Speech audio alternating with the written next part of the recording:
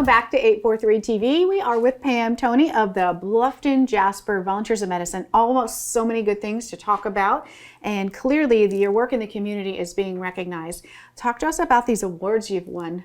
Well, we're really excited to have these. The Chamber of Commerce sponsors awards every year, and they have this wonderful dinner event.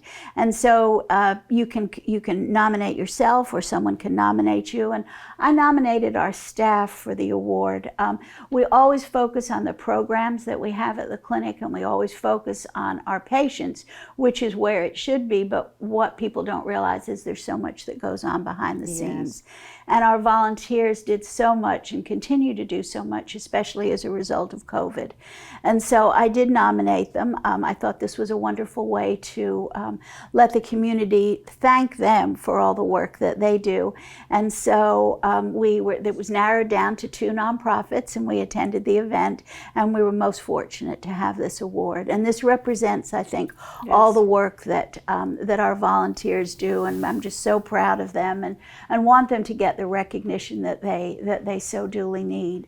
They work very hard and beyond the call of duty. And then at the conclusion of the event, they had another award for community service and additional work, and we again received that award. And so these are the 2 from the Bluffton Chamber of Commerce that we are extremely proud of, and so happy to be able to give those to our Congratulations. staff. Well, very much you. so. You know, as you're telling us, we keep using the word volunteers. Well, that's a big one word for many, many people. So we have a couple of minutes to talk about the volunteers. What kind of roles are they playing? I really would like to get behind the scenes, what's going on in the office and the clinics.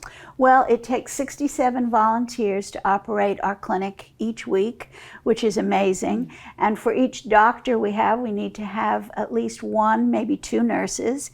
And then once we get the doctors and the nurses, then we need admin people to check people in and to make appointments. And so, and then we need someone in the pharmacy, and then we need people to help out where needed. And so as you can see, it's just not just the doctors and the nurses.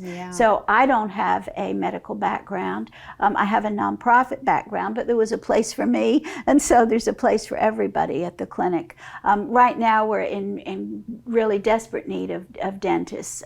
We could expand our program. We have a beautiful dental clinic, as I think you've been out to see, and we really are in need of dentists, hygienists, dental assistants.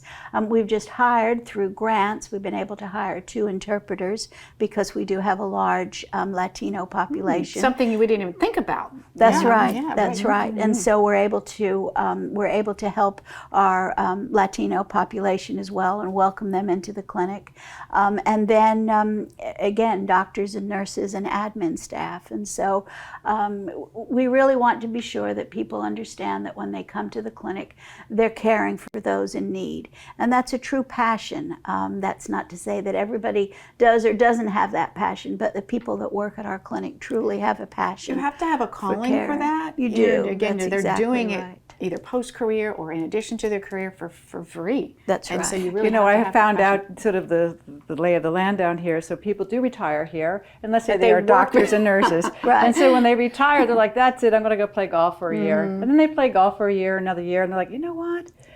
Golf is good. Now I want to go do something else. And then they will come back into the clinic. I've heard that many times in many stories. So anybody out there retired who has the abilities and have the talents for what we need, please call Pam, because we need that kind of help. Yeah, And even office work. Right, that's exactly right.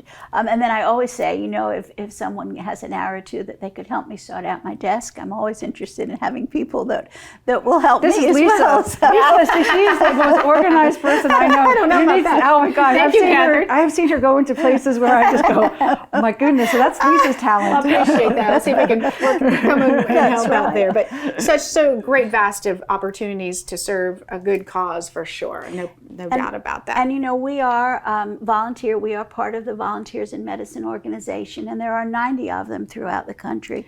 We're most fortunate here in South Carolina to have 7 volunteers in medicine. Wow. We're all independent of each other, and sometimes that's a hard concept for our population to realize, especially here because we're close to another Volunteers in Medicine medicine. And so we are independent of each other, and so we're always, both volunteers and medicines are looking for people. Our nurses and doctors do have to have a license. You can have a volunteer license, a volunteer doctor license. You are limited in some of the things you can do, but we can help you get that volunteer license. And then we need to have nurses that are volunteers as well. We have we have 2 mental health providers, and they're all licensed. And then if we can't do the services at the clinic, then we always refer out, and we always pay for those referrals. Wow. We have a grant, Pledge the Pink, that helps women with breast issues, and we actually used some of that grant last week to be able to help a lady get an operation. And so we're most fortunate to have grants in the area that help us with those. Truly a lifesaver. This one is, most definitely. Wow. So, and bringing this all conversation together, we have, all right, so we have an upcoming event, and that is May 12th, May 12th. And this event's really going to help with the capital and providing the services. So, what else in the future do we have going forward? So let's give a little bit of the schedule. Well, we have a cardiologist that is always requiring patients to have additional testing to do 24-hour heart monitors, and we're having a great deal of trouble finding sources for that. And plus, when we do find those sources, it costs us anywhere from $200 to $500, depending on what type of program we need. And I don't know why we never thought about this before, but we are now working with a group to see if we can get those heart monitors at the clinic and all of the software and everything that goes with it, so that we don't have to outsource that and ask our patients to travel to Charleston or Beaufort or Savannah to get the tests they need, that we'll be able to do those tests here. And so that program is going to cost us around $10,000. So we're looking to be able to raise funds for that. As our doctors request things, then we have our resource development director who tries to write the grants to be able to provide that. Isn't that your husband? It is, but he reports to the board. So, and I always have to say that. And he's done a great job from what you've said. He has done a fabulous job. He really has. But I knew he would. So I was very excited when the board hired him. But we do raise all these funds. And so, I really believe that if my staff doesn't have the tools to be able to do the work, then they're unhappy and we can't provide the services.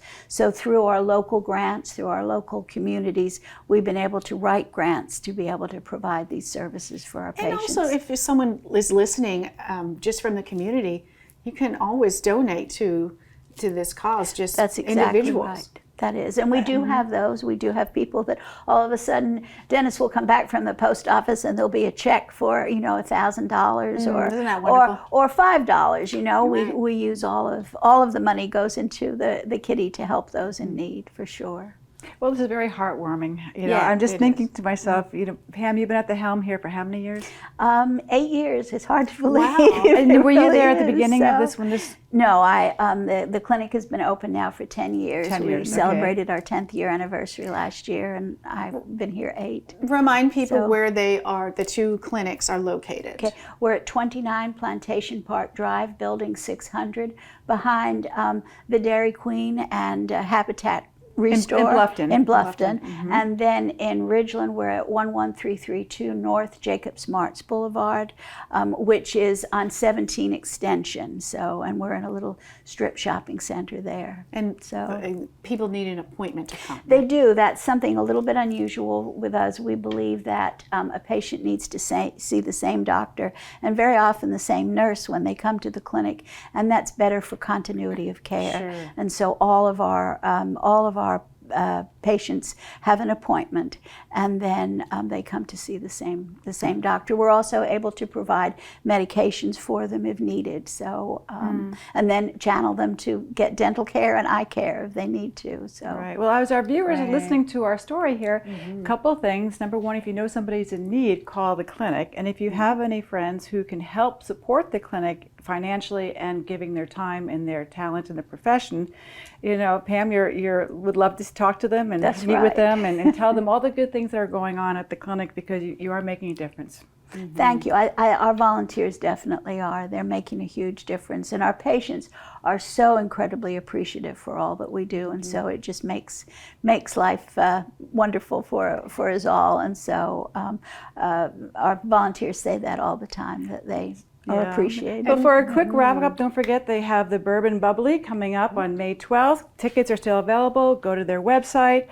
It sounds like a wonderful evening, and it's locating, it's the event, the venue It's at Hewitt Oaks. It's just a beautiful, beautiful location, and we're so appreciative of their help. Well, Pam, thank you for joining us today. And Yes, I'd like to say thank you to you. This is 843 TV. Where communities come to speak.